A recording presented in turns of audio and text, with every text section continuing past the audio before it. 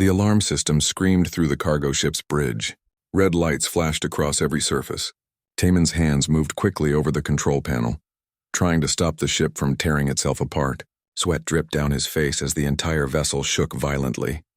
Come on, he whispered to himself, pressing buttons and pulling levers. Nothing worked. The engine was failing and he was too close to unknown space. This was supposed to be a simple delivery run. Take medical supplies from the human colony on Kepler 442 to the mining station near the edge of explored territory. Easy money.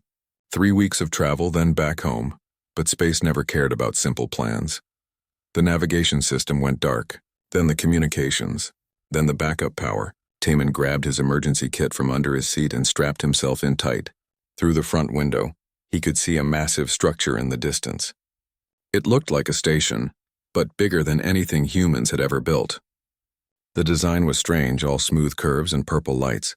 His ship was pulled toward it like metal to a magnet. Taman had no control anymore. He was just a passenger now, watching as his cargo ship drifted closer and closer to the alien structure. His heart pounded in his chest. First contact with alien life was supposed to be exciting, historic, amazing. This just felt terrifying.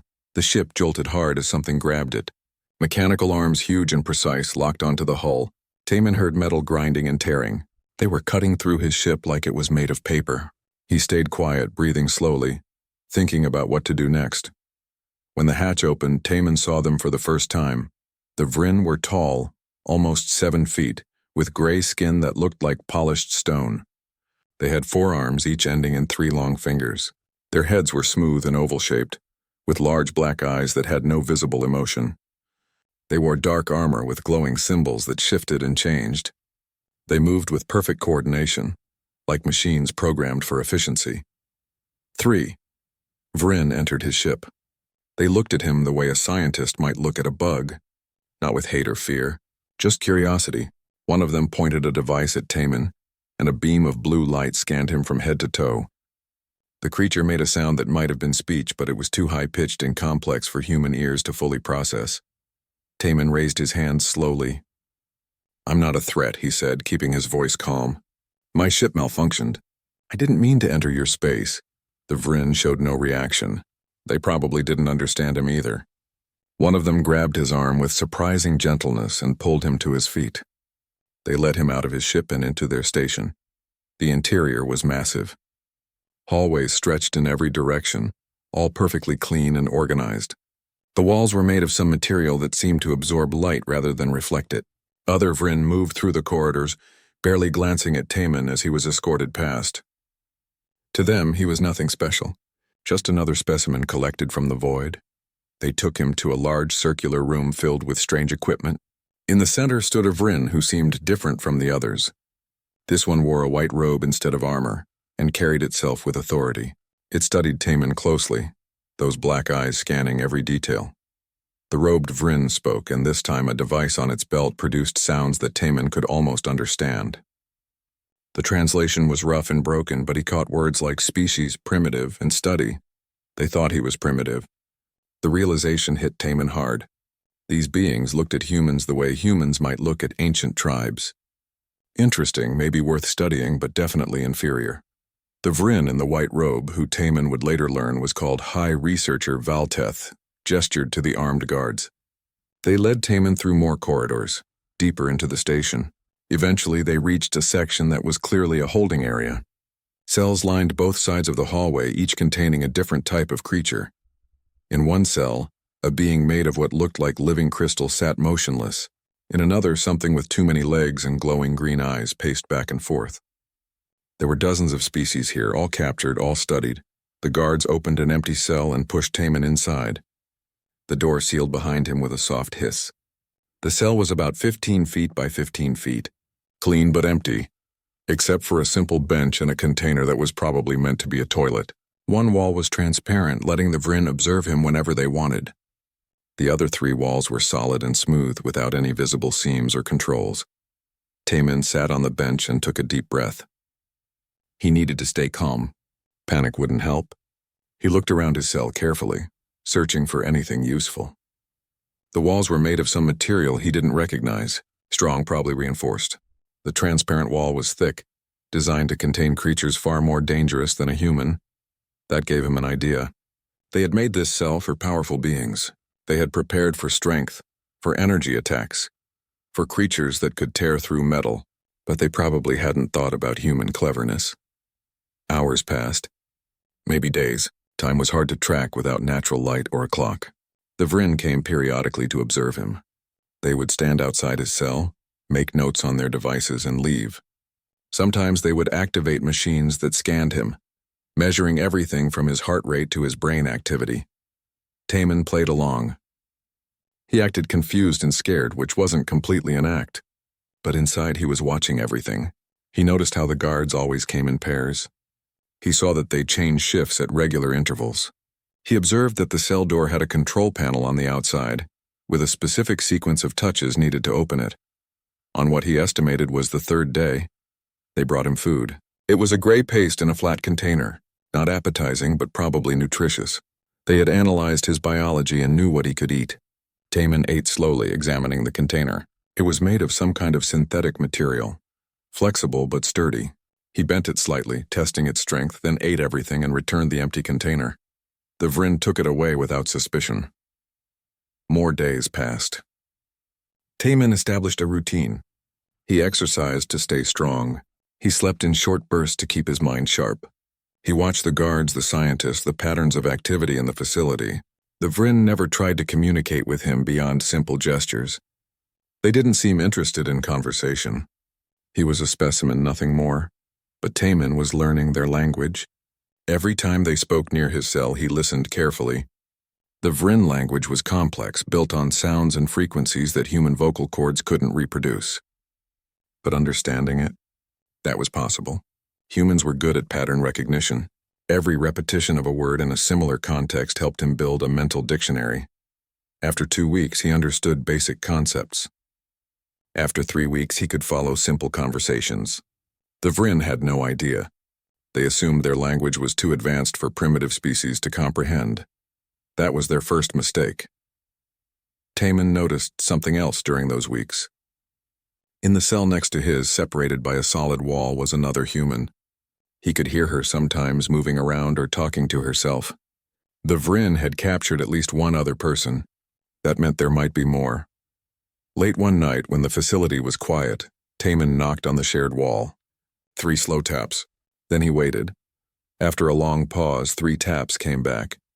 He wasn't alone. And that changed everything. Taman lay on his bench and stared at the ceiling. The Vryn thought they had captured a primitive specimen. They thought they were the superior species, studying lesser beings. They had no idea what humans were capable of. This was just the beginning. The knocking became their secret language. 3 taps meant hello. 2 taps meant danger. 1 long tap meant stay quiet. Over the next few days, Taman and the woman in the next cell developed a system. They couldn't speak freely because the Vryn were always watching and listening, but sound traveled through the walls when pressed against them. Taman learned her name was G1. She had been a maintenance engineer on a mining colony before the Vryn attacked. They had destroyed the entire settlement, taking only a few humans for study. She had been in this cell for almost 2 months, alone and scared until Taman arrived. The Vryn continued their observations, never suspecting that their 2 human specimens were communicating. High researcher Valteth came by frequently, standing outside Taman's cell with his datapad recording notes. Sometimes other researchers joined him, discussing the human in clinical terms as if he couldn't hear them. But Taman heard everything. And now he understood most of it. The Vryn were studying human reactions to different stimuli. They tested his problem-solving abilities with simple puzzles delivered through a slot in the cell wall. They monitored how he responded to changes in temperature, light, and air composition. They documented his sleep patterns, his eating habits, his emotional responses. To them, it was all data. Humans were just another species in their vast collection, slightly interesting but ultimately unremarkable. The Vryn had conquered hundreds of worlds across their empire. They had encountered countless forms of life. Humans were weak, slow, and fragile compared to most species. The only thing mildly curious about them was their emotional volatility and their tendency to act unpredictably. The Vryn preferred predictability. Their entire civilization was built on logic, efficiency, and order. Every action had a calculated purpose.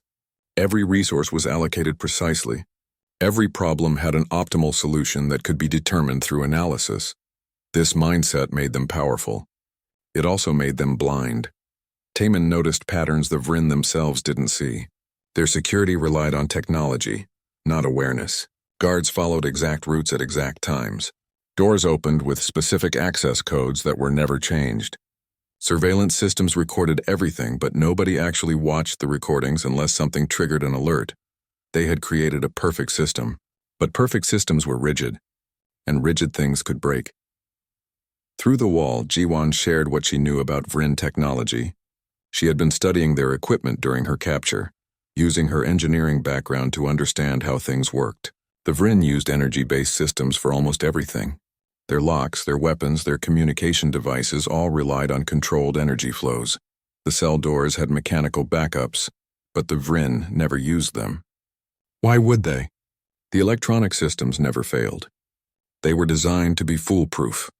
That was their second mistake. Taman began collecting materials. Every meal came in that flexible synthetic container. Instead of returning them all, he kept one, hiding it under his bench where the surveillance cameras couldn't see. The Vryn delivered water in small sealed pouches. He saved those too, carefully peeling them apart to access the thin metallic layer inside. Over weeks, he accumulated a small pile of odds and ends. A broken piece from the ventilation grate that he had worked loose during exercise. Fibers from his bedding, twisted into crude cord. A tiny shard of the transparent wall that had chipped off when something hit it from the outside during one of the other specimen's escape attempts. The Vryn saw him exercising, sleeping, eating. They didn't see him building tools. Jiwan did the same in her cell. Between them, through patient work and whispered coordination through the wall, they developed a plan. It was risky, probably impossible, but staying here forever wasn't an option either. Taman learned more about the facility by listening to the researchers. This was a collection station, one of dozens scattered across Vryn space. Its purpose was to gather specimens from newly discovered species, study them, and send reports back to the Central Research Institutes on Vryn Prime, the Empire's capital world. The station held about 300 Vryn at any given time. Most were scientists and support staff. Only 30 were actual guards, and they were trained to handle dangerous creatures, not clever ones. More importantly, Taman learned where they were. The Vryn talked freely about star positions, navigation routes, and supply schedules. They mentioned human colonies they were observing, considering which ones might be worth conquering for resources. They spoke about Earth itself, dismissing it as a backward planet with nothing of value except its diverse biology. Taman memorized every detail. Names of star systems, coordinates, fleet positions, military capabilities. The Vryn were giving him everything he needed to warn humanity, if he could just get out of this cell. The opportunity came during a shift change. Taman had noticed that for exactly 3 minutes every day, when the guards rotated positions, there was a gap in surveillance coverage. The cameras switched to a different monitoring station, and during the handoff, nobody was actually watching the screens. 3 minutes wasn't much, but it might be enough. He had built a tool from his collected materials. It wasn't pretty, just a thin probe made from the metallic water pouch lining, reinforced with twisted fiber, with the sharp ventilation grate piece at the tip. The probe was designed to slip into the thin gap around the control panel outside his cell. Taman had watched the guards open cells hundreds of times. He knew the mechanism. The panel had a physical override, a tiny release switch hidden behind the electronic display. It was meant for emergencies in case the power failed. The Vryn probably forgot it even existed. When the shift change began, Taman moved to his cell door. His heart hammered in his chest. He pressed his makeshift tool against the control panel's edge, feeling for the gap. There. He pushed carefully, angling the probe toward where the override switch should be. Nothing happened. He adjusted the angle, tried again. Still nothing. Sweat dripped into his eyes. How much time had passed? A minute? 2? Then he felt something click. The cell door slid open with a soft hiss. Taman froze, expecting alarms, guards, weapons fire, but the hallway remained quiet. The shift change was still happening. He had maybe 90 seconds left. He ran to Jiwon's cell and used his tool on her door. It opened faster this time, now that he knew the exact angle. Jiwon stepped out, her eyes wide with disbelief and hope. "Follow me," Taemin whispered. "Stay quiet." They moved quickly down the corridor away from the guard station. Taemin had memorized the facility layout from watching the Vrin. He led them through a maintenance passage that the researchers used to move equipment. The passage was narrow and dark, lit only by dim emergency lights. Behind them, alarms finally began to sound. The guards had discovered the empty cells. Jiwon grabbed Taemin's arm. "Where are we going?" "Research wing," he said. "We need their data. We should just escape." "Escape to where?" "We're on a station in the middle of their empire. We need information first. Something that makes this worth it." Jiwon looked terrified but nodded. They kept moving. The research wing was mostly empty at night. A few scientists worked late, but they were focused on their experiments, not expecting intruders. Taemin and Jiwon slipped past them, staying in the shadows. They found a data terminal in an empty lab. Taemin had seen the researchers use these devices. The interface was complex, but he had watched enough to understand the basics. He accessed the station's database, searching for specific files, military deployments, star charts, technology specifications, surveillance reports on human colonies. "Download everything," Jiwon said, finding a storage device. "We'll sort through it later." The terminal showed a progress bar. 30 seconds, 45. The alarms were getting louder.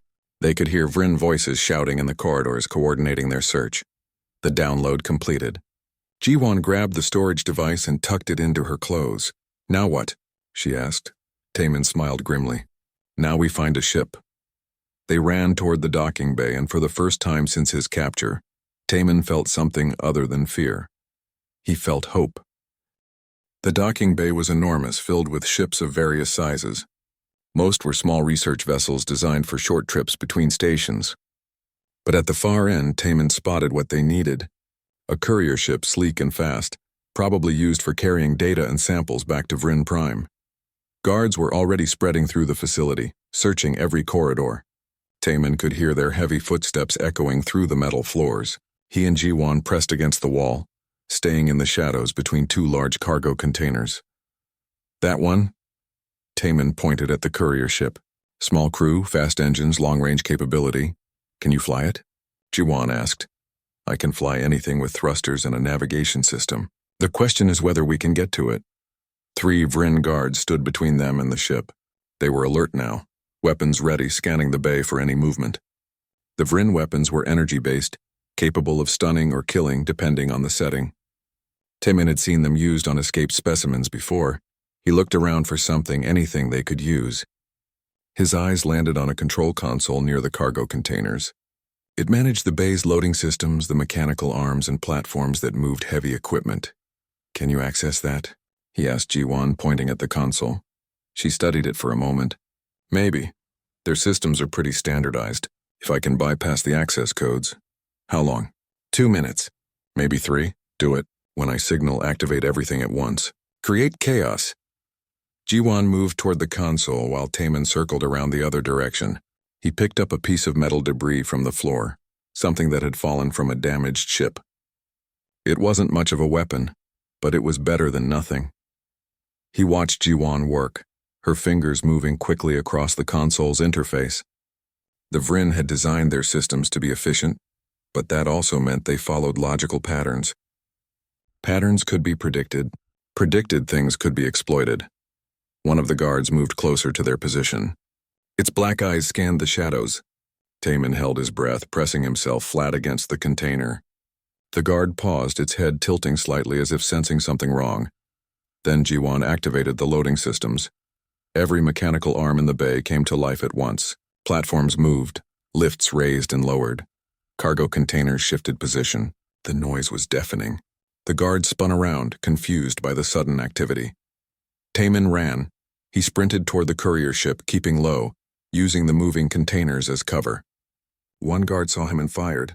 The energy bolt missed by inches, scorching the floor where he had just been. Taemin kept running, his legs burning with effort. Jiwon was right behind him, having abandoned the console. Another energy bolt flew past her, and she ducked behind a rising platform. The mechanical systems were still going crazy, moving randomly, creating obstacles between the humans and the guards. They reached the courier ship's boarding ramp. It was closed and locked. Taman pulled out his makeshift tool, but this lock was different, more sophisticated than the cell doors. "Move," Jiwan said, pushing him aside. She examined the lock's panel, then pulled off the cover plate to expose the wiring beneath. "Keep them busy." Taman turned to face the approaching guards. They were navigating through the chaos of moving equipment, getting closer. He threw the metal debris at the nearest one, hitting it in the shoulder. It didn't cause any real damage, but it got their attention. The guards focused on him, raising their weapons. Taman dove behind a cargo container just as energy bolts lit up the air where he had been standing. The container's surface glowed and melted where the shots hit. "Jiwan, hurry! Almost there!" More guards were entering the bay. Taman could see at least 7 now, all converging on their position. This was it. Either they got the ship open in the next few seconds or they were finished. The boarding ramp suddenly lowered with a hydraulic hiss. "Got it," Jiwan shouted. "Go, go, go!" They ran up the ramp together. Inside, the ship was dark and empty. Taman slammed his hand on the control panel to close the ramp while Jiwan ran toward the cockpit. Energy bolts hit the closing ramp, but the ship's armor held. Taman followed Jiwan to the cockpit and dropped into the pilot's seat. The controls were alien but similar enough to human designs that he could understand the basics: power, engines, navigation, weapons. The symbols were different, but the functions were universal. He powered up the engines. The ship vibrated as the systems came online. Through the cockpit window, he could see guards positioning themselves around the bay, trying to block their exit. More were bringing up what looked like heavier weapons, probably something designed to disable ships. "Hold on," Taman said, gripping the controls. He fired the thrusters at full power. The ship lurched forward, accelerating fast. The guards scattered, diving for cover as the courier ship blasted toward the bay's exit. The heavy weapons fired, but Taman was already moving, weaving the ship left and right.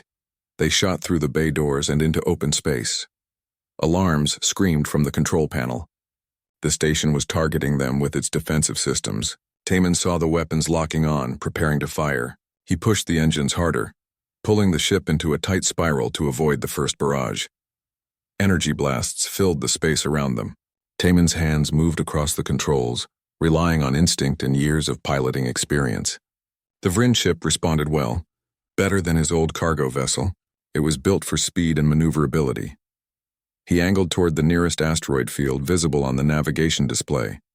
If they could reach it before the station's weapons found their range, they might have a chance. A blast clipped their rear shields. The ship shook violently and warning lights flashed across the console. Jiwan grabbed onto her seat, her knuckles white. "Shields at 60%, she read from a display. "We can't take many more hits." "We won't have to," Taman said, aiming for a gap between 2 large asteroids. He flew the ship through the asteroid field at speeds that probably violated every safety regulation the Vryn had. Rocks larger than buildings rushed past the cockpit window. Taman dodged and weaved, using every bit of his skill to avoid collision while putting more distance between them and the station. The weapons fire stopped. The station couldn't risk hitting the asteroids with their heavy guns. Smaller ships might pursue, but in this terrain the humans had the advantage. Taman knew how to fly by instinct, making split-second decisions. The Vryn relied on computer calculations.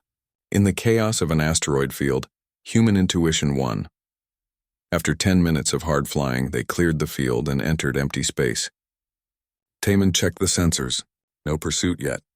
The station was probably organizing a proper search party, but that would take time. He set a course away from Vryn space, toward the frontier regions where their control was weaker. The ship had enough fuel for several jumps. They would need to find somewhere safe to hide and examine the data they had stolen. Jiwan pulled out the storage device and connected it to the ship's computer. Information filled the screens. Star maps showing the entire Vryn Empire, military deployment schedules, technology blueprints, surveillance reports on dozens of species, including detailed observations of human colonies. "This is everything," she whispered. "This is their whole operation." Taman nodded, exhaustion finally catching up with him. They had escaped. Against all odds, they had broken out of a secure research facility, stolen classified data, and escaped in a Vryn ship.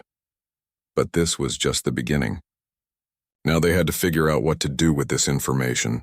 The data showed human colonies that didn't even know the Vryn existed. Settlements that were being watched, evaluated, marked for potential conquest. Someone had to warn them.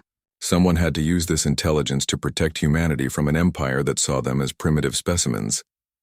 Taman looked at the star map, at the vast territory controlled by the Vryn, at the small scattered dots representing human space.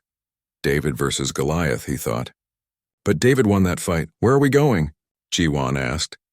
Taman pointed at a region on the map, a border area where several species had fled from Vryn control. Refugee zones, lawless territories, places where people who had lost everything tried to rebuild. There, he said, we find others who have reasons to fight the Vryn. We build something they won't expect. Build what? Taman smiled, though it didn't reach his eyes. A resistance. The frontier world called Refuge was exactly what its name suggested. A planet where those fleeing the Vryn Empire came to hide, to survive, to lick their wounds. It had no government, no laws, just desperate people from a dozen different species trying to make it through another day. Taman landed the stolen courier ship in a crowded spaceport that was really just a flat area of ground with makeshift landing pads. Ships of every size and condition sat in rows. Some were being repaired, others stripped for parts. Everyone here was either running from something or preparing to run. Stay close, Taman told Jiwan as they walked down the ramp. Don't make eye contact with anyone unless necessary. The port was busy with activity. Traders shouted about their goods, mechanics worked on damaged ships, and various species moved through the crowds. Most looked tired, hungry, or both. This was a place where hope came to die or sometimes to be reborn. They needed supplies, information, and most importantly, allies. The data they had stolen was valuable but worthless if they couldn't do anything with it. 2 humans alone couldn't fight an empire. They needed help. Taman spotted a tavern on the edge of the port. These places were always good sources of information. He led Jiwan inside, and they found a quiet corner where they could observe without being too obvious. The tavern was dark and smelled like chemicals and old metal. Various species sat at tables drinking substances that ranged from water to things that probably would kill a human. A large screen on the wall showed news from across the galaxy, most of it bad. Vryn expansion here, another species conquered there. Resources being stripped from some unfortunate world. What are we looking for? Jiwan whispered. Someone who knows people. Someone who can connect us to others who want to hurt the Vryn. That could be half the beings in this room. Exactly. We need to be careful about who we approach. Taman listened to conversations around them, trying to get a sense of the local dynamics. He heard complaints about Vryn patrols getting closer to Refuge. Stories about colonies destroyed or enslaved. Rumors about resistance groups that always seemed to get crushed before they could accomplish anything meaningful. Then he heard a name that caught his attention. Do-hyun. A human name. Someone was talking about a human who ran guns and supplies to various groups fighting the Vryn. Not a hero from the sound of it. More like a smuggler who didn't care about causes, just profit. But a human with connections was exactly what they needed. Taman approached the speaker, a reptilian creature with scales that shifted colors. Excuse me. I heard you mention Do-hyun. Where can I find him? The creature looked him up and down. You're human. Friend of his? Never met him. But I have something he might be interested in. He doesn't see people without appointments, and he definitely doesn't see people who steal Vryn ships and park them in public ports. The creature gestured toward the window, where their courier ship was visible. That's going to attract attention you don't want. Taman had known the ship would be a problem, but they had needed it to get here. All the more reason to meet Do-hyun quickly. Tell him I have information about Vryn military operations. Real intelligence, not rumors. The creature studied him for a long moment, then shrugged. Warehouse District, Building 17? He's usually there in the evenings. But if you're lying about having something valuable, you won't walk out. I understand. Thank you. They left the tavern and headed toward the warehouse district. The area was industrial, full of large buildings where goods were stored before being shipped elsewhere. Most looked abandoned or barely functional, perfect for someone who wanted privacy for illegal activities. Building 17 was a squat structure with reinforced doors and no windows. 2 guards stood outside, both human, both armed with weapons that looked like they had seen a lot of use. They stepped forward as Taemin and Jiwon approached. "We're here to see Do-hyun," Taemin said. "We have information he'll want." One guard spoke into a communication device. After a moment, he nodded. "Leave any weapons here. You'll get them back when you leave." Taemin pulled out the metal piece he had kept from the station. It wasn't much of a weapon, but he handed it over anyway. Jiwon had nothing except the data storage device, which the guards didn't recognize as valuable. The guards led them inside. The warehouse was mostly empty except for crates stacked along the walls. In the center, a man sat at a simple desk looking over documents on a datapad. He was maybe 40, with scars across his face and arms that told stories of hard living. His eyes were cold and calculating. This was Do-hyun. "You flew a Vrin courier ship into my port," he said without looking up. "That's either very brave or very stupid." "Which is it?" "Necessary," Taemin replied. "We escaped from a Vrin research station. The ship was our only option." Do-hyun finally looked at them, his expression unreadable. "And you came to me because?" "Because we have information about Vrin operations. Military positions, supply routes, research facilities, surveillance on human colonies. Everything they've been doing while humanity has been too scattered to notice or fight back. Information is cheap. Everyone has information. What I need is something I can use." Jiwon stepped forward and placed the data storage device on the desk. "This contains the complete database from a Vrin collection station. Star charts, technology specifications, deployment schedules. We risked our lives to get it." Do-hyun picked up the device and plugged it into his datapad. His eyes moved across the screen as he scrolled through files. For several minutes he said nothing, just read. Then he looked up at them with something almost like respect. "This is real. This is actually real." He leaned back in his chair. "Do you understand what this means? With this information, we could hit their supply lines, warn colonies before they're attacked, maybe even steal their technology. That's why we brought it to you," Taemin said. "We need help. We need to build something bigger than just two people running. We need to organize." Do-hyun laughed, but it was bitter. "You want to start a resistance? How idealistic. I've seen resistance groups before. The Vrin crush them, every single time. Because they fight the Vrin on Vrin terms," Taemin said. "Big battles, military confrontations, trying to match their strength. That's not how humans win. We're smaller, weaker, slower than most species. But we're also creative, adaptable, and unpredictable. We don't fight fair. We can't afford to. And you think that's enough? I think it's the only chance we have. The Vrin see humans as primitive. They don't take us seriously. That's an advantage if we're smart enough to use it." Do-hyun was quiet for a moment, thinking. Then he stood up and walked to one of the crates. He opened it, revealing weapons inside, human-made firearms modified with salvaged alien technology. "I lost my homeworld to the Vrin," he said quietly. "Everyone I knew, everyone I cared about. They burned it from orbit because we had resources they wanted. I survived because I was off-world hauling cargo. I came back to find nothing but ash." He turned to face them, and Taemin saw something in his eyes. Not just anger, but purpose. "I've spent years supplying people who fight the Vrin. Most fail, most die. But if you're serious about doing this differently, about using our advantages instead of trying to match their strengths, then maybe it's worth trying." "We're serious," Taemin said. "Then we'll need more people. Better people. I know a few who might listen." Over the next few days, Do-hyun made contacts. Word spread through the refugee networks about humans organizing something new. Some ignored it. Some laughed. But a few, a small core of people who had lost everything to the Vrin and wanted revenge, showed up.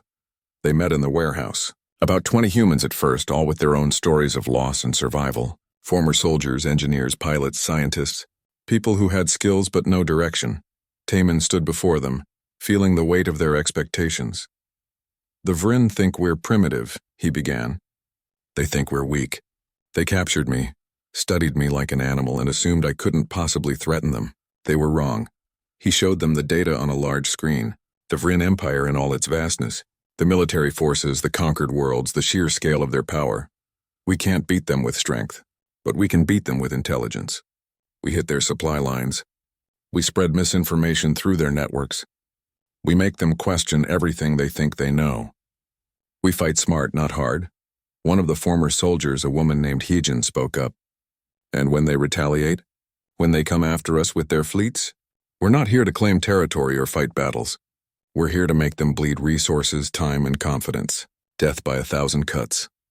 Another person, a young mechanic named Minseo, asked, What's our first target? Taman pointed at the star map. A supply depot on the edge of their space. Small garrison, regular shipments of equipment.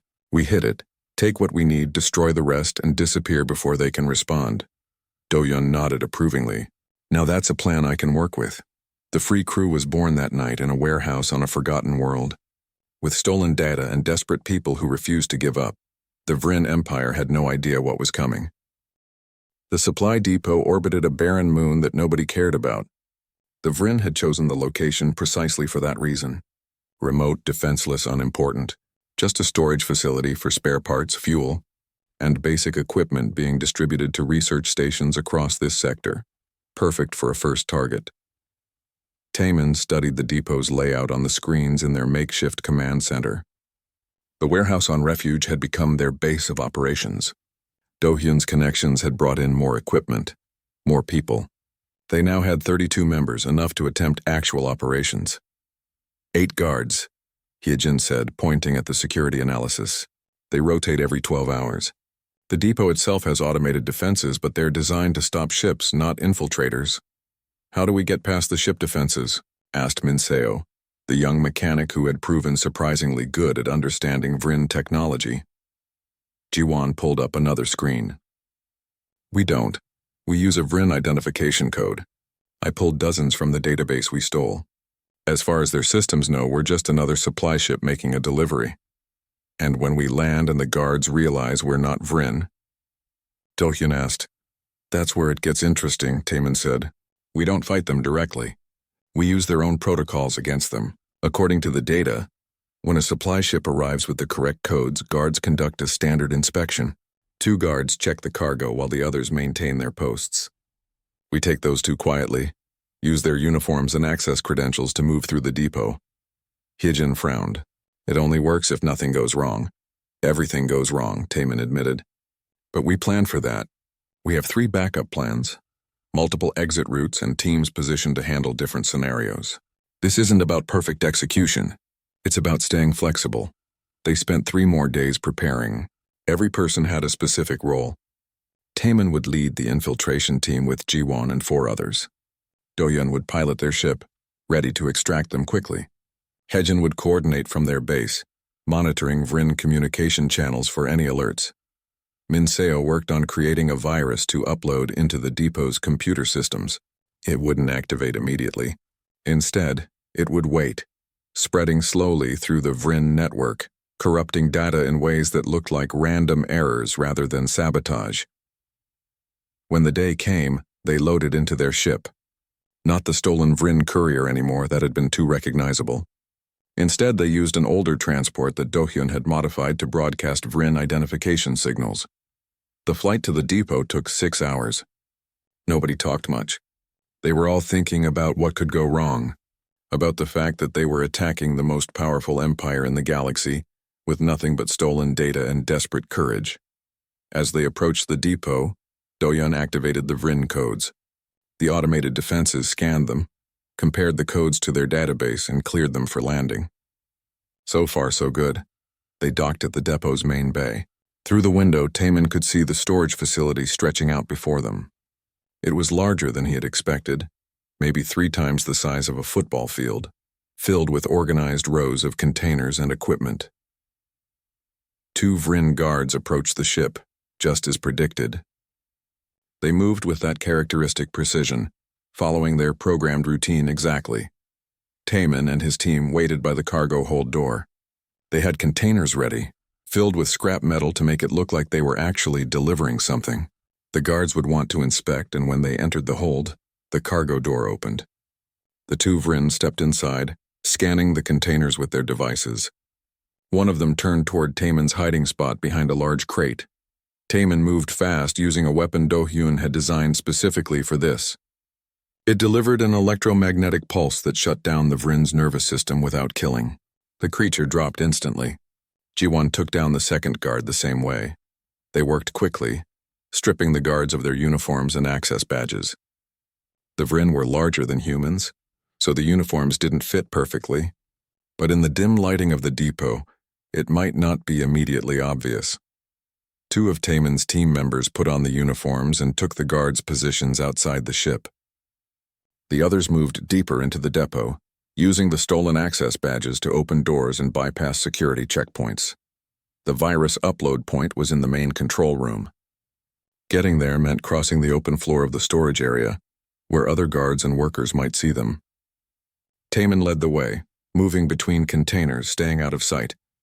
They passed 3 Vrin workers loading cargo onto automated carts. The workers barely glanced at them. To the Vrin, they were just more workers doing their jobs. The uniforms and badges were enough. The control room was up a flight of stairs behind a secured door. Jiwon used the stolen badge and the door opened. Inside, a single Vrin sat at a console, monitoring the depot's systems. Before the Vrin could react, Taman hit it with the electromagnetic pulse weapon.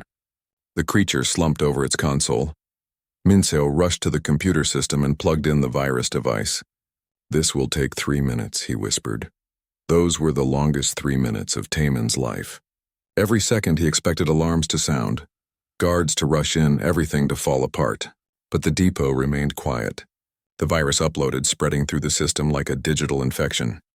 "Done," Minseo said, pulling the device free. "It's in their network. They won't know until it's too late." "Now we take what we came for," Taman said. They moved to the storage areas G1 had marked on their map. Power cells, advanced medical equipment, computer components, weapons. All things the free crew needed and couldn't get through normal channels. They loaded as much as they could carry onto cargo sleds and headed back toward their ship. That's when things went wrong. A Vrin supervisor entered the bay, conducting a routine check. It saw the cargo being moved and became suspicious. The supervisor approached, speaking in the Vrin language, asking questions. Taman didn't speak Vrin well enough to answer convincingly.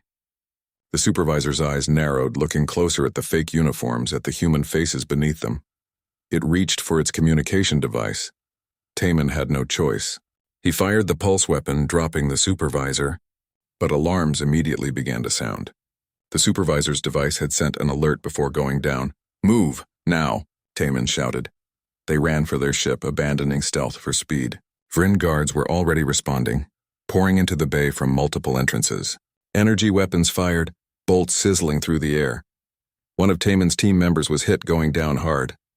2 others grabbed him and dragged him toward the ship while Jiwon and Taman provided covering fire with weapons they had stolen from the depot. Do-hyun had the ship's engines running. The boarding ramp was down. They piled inside, still firing at the pursuing guards.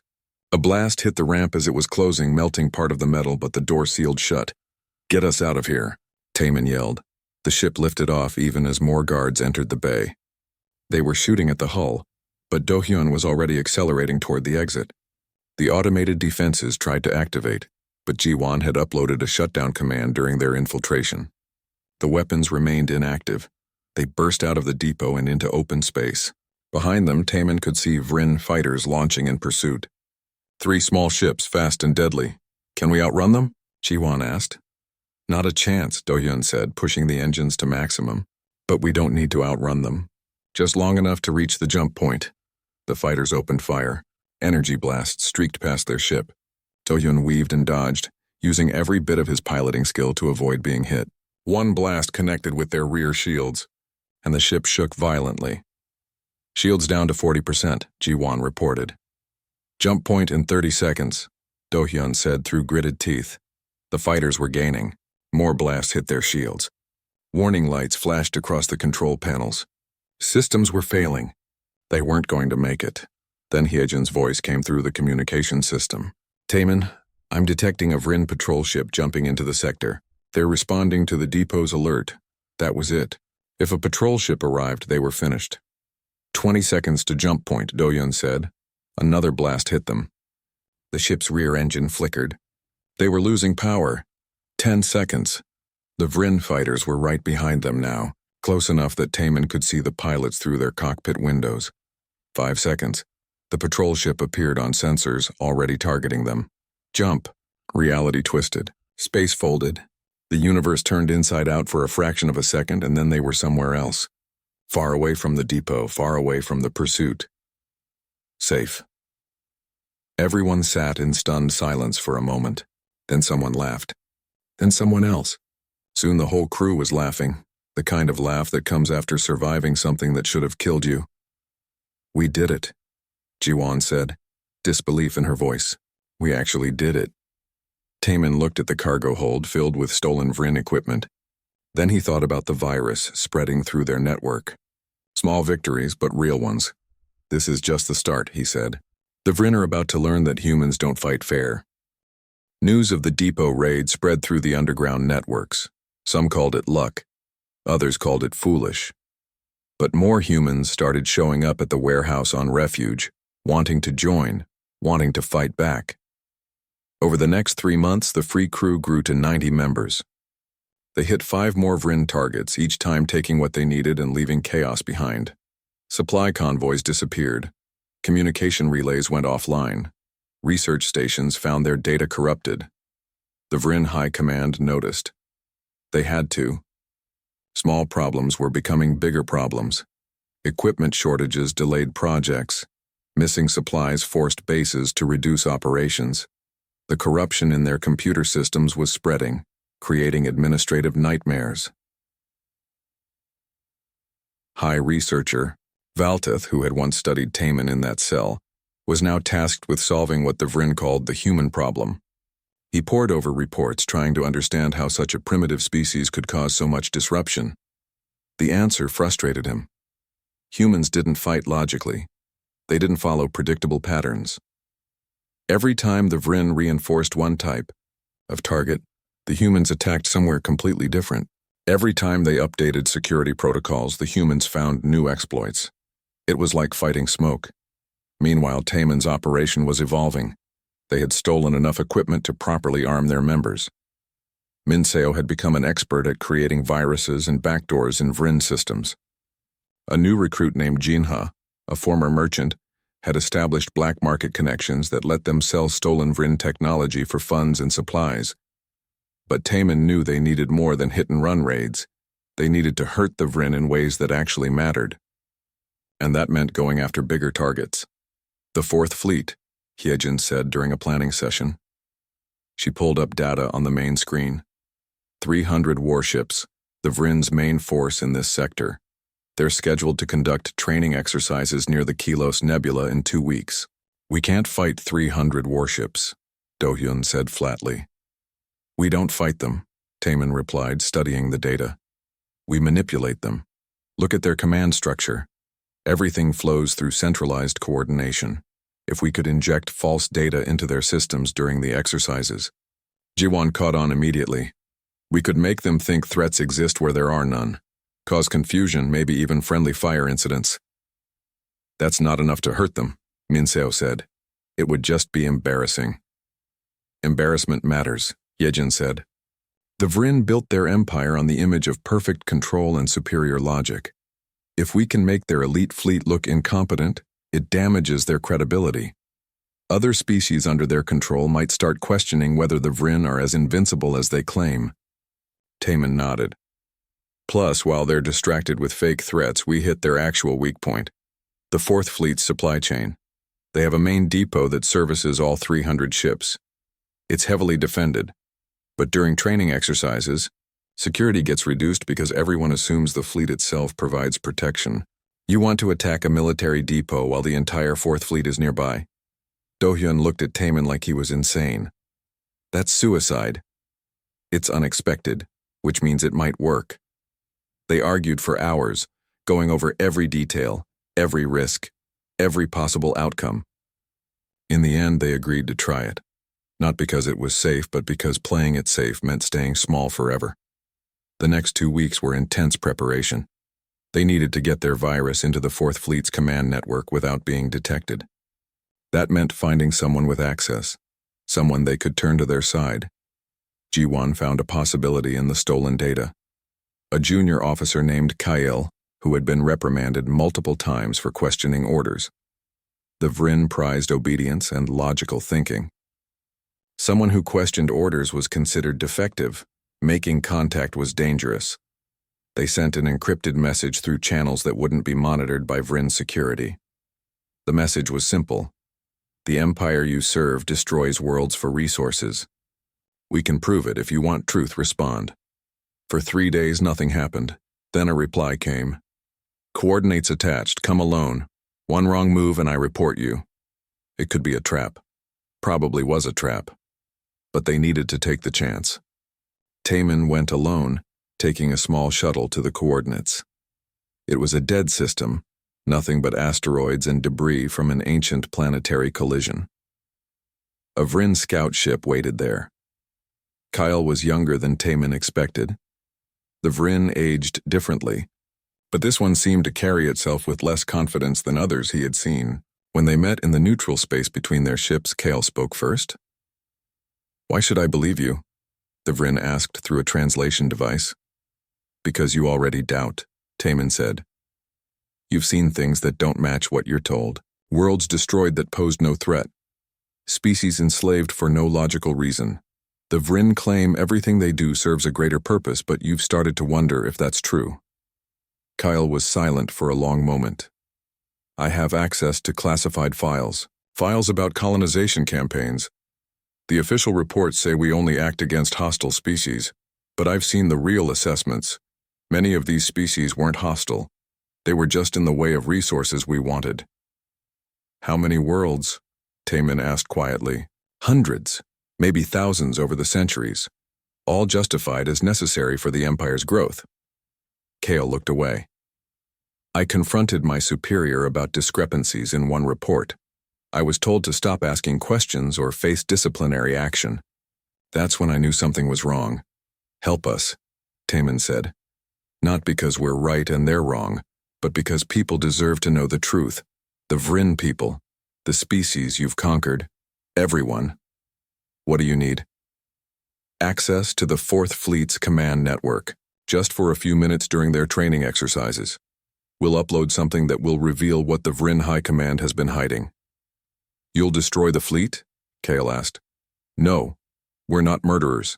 We'll cause chaos and take some supplies, but we won't kill unless we have to. Our goal is to make the Vryn question their leaders, not to destroy your species. Kyle provided the access codes. Whether out of moral conviction or simple curiosity, Taman wasn't sure, but he had what they needed. The day of the training exercises arrived. The 4th Fleet assembled near the Kilos Nebula, a massive formation of warships conducting practice maneuvers. It was an impressive display of military power. Minseo uploaded their virus using Kale's access codes. It spread through the fleet's network silently, waiting for the trigger command. Then Taman gave the signal. Suddenly, the fleet's sensors detected threats everywhere. Enemy ships that didn't exist. Incoming weapons fire from empty space.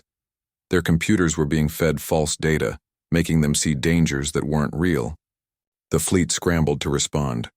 Ships broke formation, weapons powered up, defensive systems activated. In the confusion, 3 ships fired on each other, thinking they were shooting at enemy vessels. The damage wasn't severe, but it was real. The fleet commanders tried to restore order, but the virus had created complete chaos in their information systems. Every attempt to analyze the situation produced contradictory data. The perfect coordination the Vryn prized became a liability, as ships followed confused orders from a compromised command structure.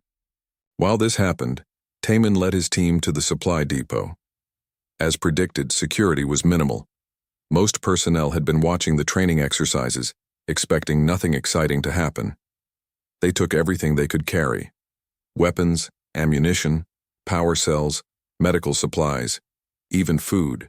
The free crew now had enough equipment to expand operations significantly.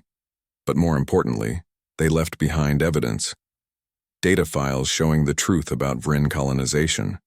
Records of destroyed worlds. Proof that the High Command had been lying to its own people about the necessity and morality of their expansion. They uploaded it all to the fleet's network, where it would be found during the investigation into what went wrong with the training exercises. When they jumped away to safety, Taman allowed himself to feel satisfaction.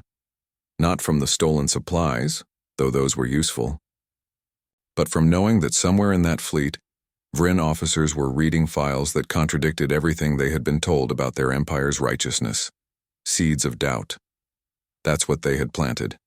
And doubt was more dangerous to an empire than any weapon. Back on Vryn Prime, High Researcher Valtith received the reports about the Fourth Fleet incident. He read about the chaos, the friendly fire, the security breach. Then he read the files that had been uploaded to the network. For the first time in his life, Valtith questioned whether the Vryn way was truly logical. If they had been lying about their expansion, what else were they lying about? And how had humans, whom he had once considered primitive specimens, managed to expose these lies? He pulled up the old files on Taman, the human he had captured and studied. The creature that had escaped his facility and apparently started all of this. Valtith finally understood. The Vryn had been measuring humans by the wrong standards: strength, technology, physical capability. But humans excelled in adaptation, creativity, and the ability to inspire others to question authority. That made them far more dangerous than any traditional military threat. The Empire would never be the same. The files spread through the Vryn network like wildfire. Despite attempts to contain them, copies kept appearing. Vryn citizens began questioning their government. Protests broke out on industrial worlds where workers had family members serving in colonization campaigns. The perfect order the Empire had maintained for centuries was cracking. On the frontier worlds, species that had been conquered by the Vryn saw an opportunity. Rebellions erupted. Some were crushed quickly, but others gained momentum. The Fourth Fleet, which should have been suppressing these uprisings, was still recovering from the training exercise debacle and dealing with internal investigations. The Vryn High Command faced a crisis unlike anything in their history. They had dealt with military threats before, but this was different. This was their own population losing faith in the system. Taman watched the news feeds from the warehouse base, seeing the chaos they had created. Part of him felt guilty about the violence and disorder, but another part knew that the Vryn Empire's stability had been built on lies and conquest. If it fell, maybe something better could replace it. "We're getting requests," Hygiene said, showing him her datapad. "Other resistance groups, other species. They want to coordinate with us. They see what we did and they want to learn." "How many?" 43 different groups across 12 species. Some are serious organizations. Others are just a handful of people with weapons, but they all want to fight the Vryn. Do-hyun walked over, his expression grim. "There's also this. The Vryn High Command is offering a reward for you. 10 million credits dead or alive. They've labeled you a terrorist and a threat to galactic stability." Taman laughed without humor. "I suppose I should be flattered." "This is serious," Ji-won said. "Bounty hunters will come after you. Lots of them. And 10 million is enough to tempt people who wouldn't normally care about Vryn politics. Then we keep moving. We don't stay in one place long enough to be found." Taman looked at the star map showing all the resistance groups requesting help. "But first we need to organize these groups. A resistance that works together is exponentially more powerful than scattered rebels." They sent out messages proposing a meeting, a gathering of representatives from all willing resistance groups to discuss coordination and strategy. The location would be a neutral world in unclaimed space, far from Vryn control. 47 groups sent representatives. The meeting took place in an abandoned mining facility on a dead world. Humans, reptilians, insectoids, energy beings, and species Taman had never seen before, all united by their opposition to the Vryn Empire. Taman stood before them, feeling the weight of dozens of eyes studying him. Some looked hopeful, others skeptical, a few openly hostile, probably thinking a human had no right to lead anything. "I'm not here to be your leader," he began. "I'm not here to tell you how to run your operations or fight your battles. What I'm offering is simple coordination. The Vryn are powerful because they work together, because they coordinate their efforts across thousands of worlds. We need to do the same." A reptilian representative named Gorkin spoke up. "Easy words. But how do we coordinate when we don't trust each other? My people have been betrayed by alliances before." "Start small," Taman said. "Share intelligence. If you learn about a Vryn supply convoy, tell other groups who might be able to hit it. If you discover a security flaw in their systems, spread that information. We don't need to be one unified army. We just need to stop working in isolation." The insectoid clicked its mandibles in what might have been agreement. "And who controls this network? Who decides what information is shared and what isn't?" "Everyone and no one," Hyejin answered, stepping forward. "We're proposing a decentralized system. Anyone can share information, anyone can verify it. No single leader, no single point of failure. If the Vryn capture one cell, the others continue operating. They debated for hours. Different species had different priorities, different grudges, different goals. Some wanted revenge. Others wanted independence. A few just wanted the Vryn to leave them alone. But slowly, a framework emerged. They would call it the Coalition of Free Worlds, though coalition was generous. It was more like a loose network of groups that agreed not to sabotage each other and to share useful intelligence. It wasn't perfect. Far from it, but it was a start. The meeting ended with agreements to maintain communication channels and coordinate major operations. As representatives left to return to their territories, Taman felt both hope and worry. Hope that they might actually create something lasting, worry that it could all fall apart at any moment. Kale, the Vryn officer who had helped them, sent an encrypted message. Civil unrest is spreading. The High Command is fracturing into factions. Some want to suppress the protests violently. Others are calling for reforms. They're fighting each other as much as they're fighting the resistance. That was good news, but dangerous. An empire in chaos was unpredictable. There was no telling what desperate leaders might do. Do-hyun approached Taman with more troubling information. I'm hearing reports of Vryn hardliners forming their own military units. They're not following official command structures anymore. They're acting independently, hitting targets they consider threats. Like us, exactly like us. They're coming, Taman. We embarrass them, expose them, hurt their empire. They'll want blood. Then we prepare. Taman gathered his core team. We've been on offense this whole time. Now we need to think about defense. Where are we vulnerable? Where can they hit us? Jiwon pulled up information about Refuge, their base world. We're not the only resistance group here. This planet is full of refugees and fighters. If the Vryn attack Refuge, a lot of innocent people will die. We need to evacuate our critical operations, Yejin said. Spread out. Make ourselves harder to target. They spent weeks preparing. Key personnel were relocated to different safe houses across multiple worlds. Equipment was distributed. The warehouse base on Refuge was mostly emptied, left as a decoy with just enough presence to seem real. Taman was moving supplies when Minseo ran in, his face pale. They're here. Vryn ships just entered the system.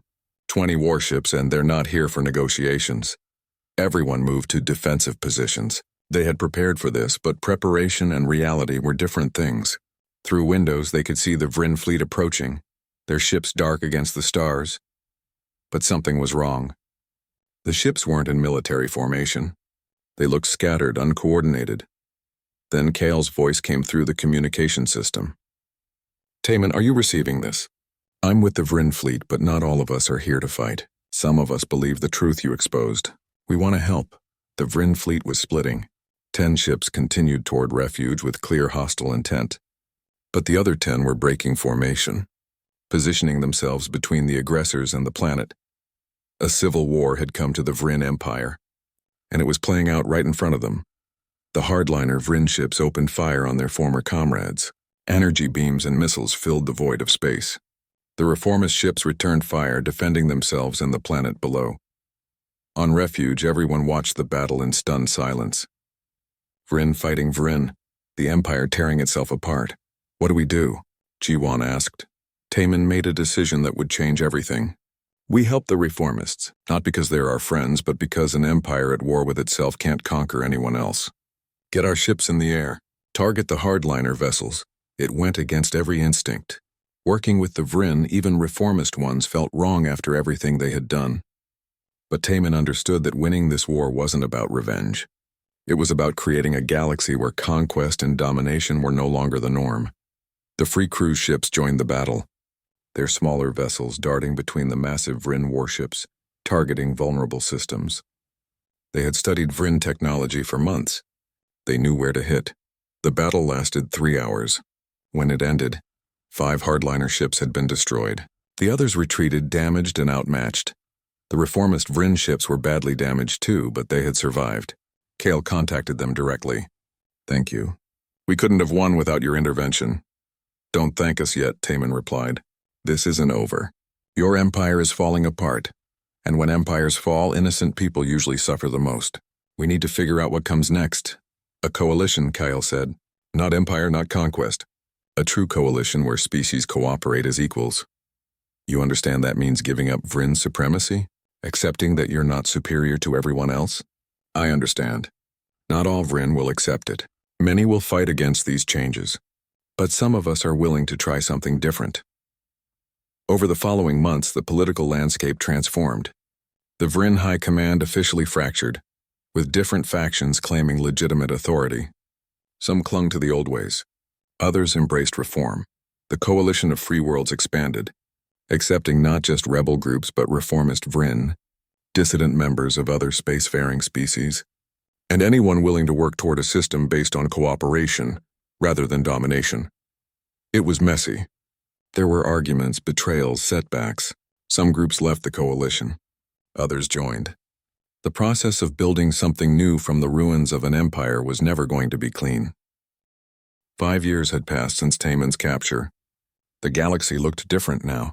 Where the Vryn Empire once stood united and dominant, there were now dozens of independent territories. Some remained under reformist Vryn control, operating more like democratic governments than the authoritarian regime of the past. Others had declared complete independence, forming their own societies based on their species' values and needs. The coalition of free worlds had become real. Not just a network of resistance fighters anymore, but an actual organization with representatives, councils, and procedures for resolving disputes. It wasn't perfect. Arguments broke out regularly. Different species had incompatible values and goals. But they talked instead of fighting, negotiated instead of conquering. Unity Station orbited a world chosen specifically because no species claimed it. The station served as the coalition's headquarters, a massive structure built with contributions from 40 different member species. It was crowded, chaotic, and beautiful in its diversity. Taemon stood at an observation window watching ships come and go. Vryn vessels docked alongside human transports, reptilian cargo haulers, and craft from species he still didn't know the names of. 5 years ago, this would have seemed impossible. Still brooding, Ji-won approached, carrying 2 cups of something that passed for coffee in this part of space. She handed him one. Just thinking, Taemon said, accepting the cup, about how strange this all is.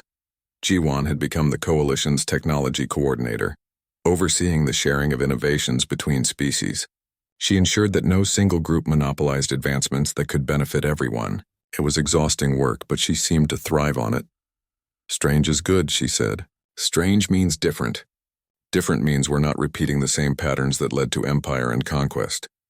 Do-hyun walked past, deep in conversation with 2 officers from the Coalition Defense Force. He commanded the military arm now, focused entirely on protecting member worlds rather than attacking anyone. It was a different kind of soldiering than he was used to, but he had adapted. Humans were good at that. Hyejin served as prime mediator, the coalition's lead diplomat. She spent her days negotiating disputes between member species, preventing small disagreements from becoming major conflicts. She looked tired every time Taemon saw her, but she never complained. Someone had to do the hard work of keeping dozens of incompatible cultures working together. Minseo had built an entire department dedicated to cybersecurity and information systems. After using viruses and hacking to fight the Vryn, he now worked to protect coalition networks from similar attacks. He understood that the tactics they had used could easily be turned against them by bad actors. Jinha's black market connections had transformed into legitimate trade networks. She now ran an entire commerce division, ensuring fair trade practices and preventing exploitation between species with vastly different economic systems. The old crew had scattered to various roles, all contributing to building something better than what came before. They weren't all on Unity Station.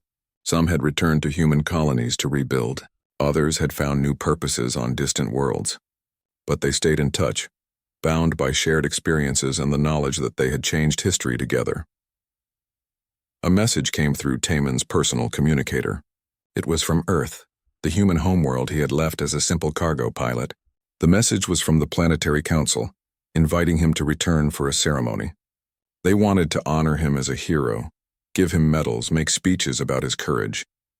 Taemon deleted the message without responding, just like he had deleted the previous 15 invitations. He wasn't interested in ceremonies or recognition. That wasn't why he had fought. Ignoring Earth again, G1 asked, having seen the notification. They don't need me there. They need me here doing the work. You know, people want to celebrate what you accomplished. There's nothing wrong with accepting recognition. Recognition turns people into symbols, Taman said. Symbols can't be criticized. Symbols can't admit mistakes. I need to stay human with all the flaws that implies. The moment I become Saint Taman the Liberator, I lose the ability to call out problems when I see them. G1 smiled. You're probably right. You usually are about these things. High Researcher Valteth, or just Valteth now since he had renounced his imperial titles, had requested a meeting. They met regularly these days, collaborating on various projects.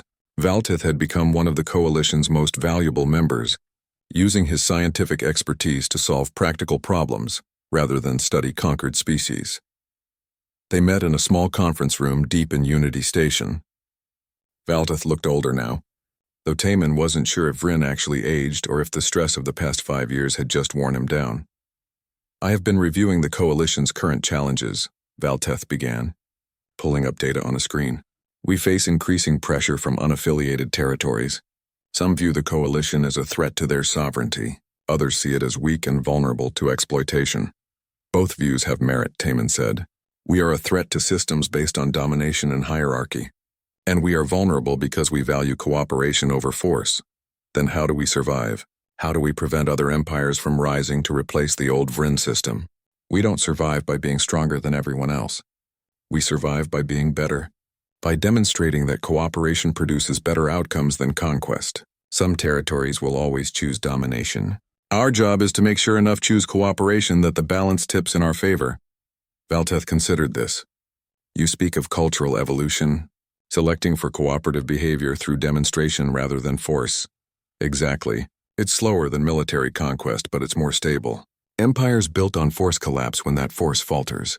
Systems built on mutual benefit sustain themselves because everyone has a reason to maintain them. They discussed specific problems facing the Coalition: pirate attacks on frontier worlds, former Vryn hardliners conducting terrorist operations, economic disputes between species with incompatible value systems.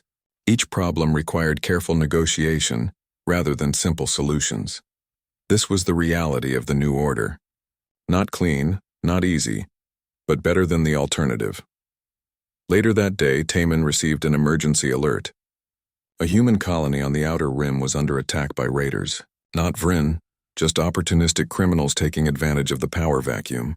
The Coalition Defense Force was already responding, but they had requested Taman's presence. He took a shuttle to the Coalition Command Center where Dohyun was coordinating the response. The colony has minimal defenses, Dohyun explained, showing tactical displays. Our nearest ships are 3 hours away.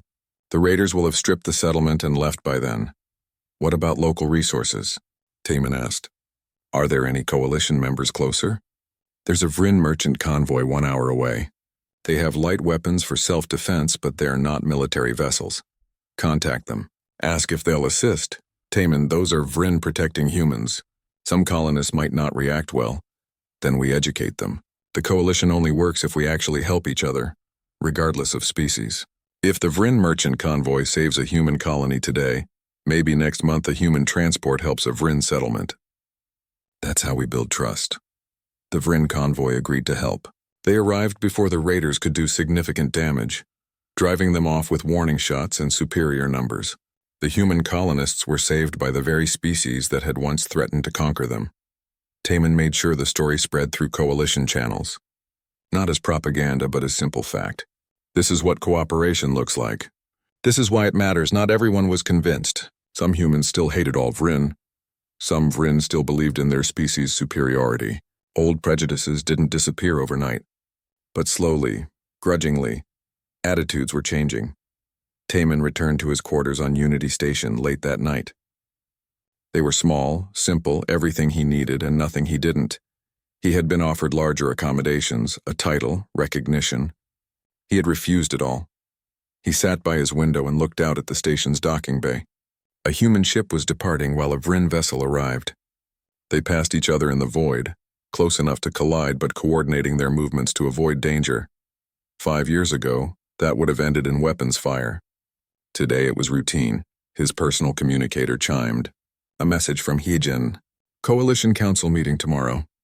Agenda includes 3 territorial disputes, a trade disagreement, and a proposal to expand membership. Your input would be valuable. Taman sent back a simple confirmation. This was his life now. Meetings, negotiations, problem-solving. Not exciting, not glorious, but important. He thought about the cell where he had been caged, studied like an animal, dismissed as primitive. He thought about the High Command's arrogance, their certainty that might made right. He thought about all the species that had suffered under systems that valued power over cooperation. The coalition wasn't perfect. It had flaws, weaknesses, internal conflicts. Some days Taman wondered if it would survive, but it was trying to be better, and that attempt mattered. A final message came through from an anonymous source. Just 2 words, "Thank you," Taman smiled. Somewhere out there, someone's life was better because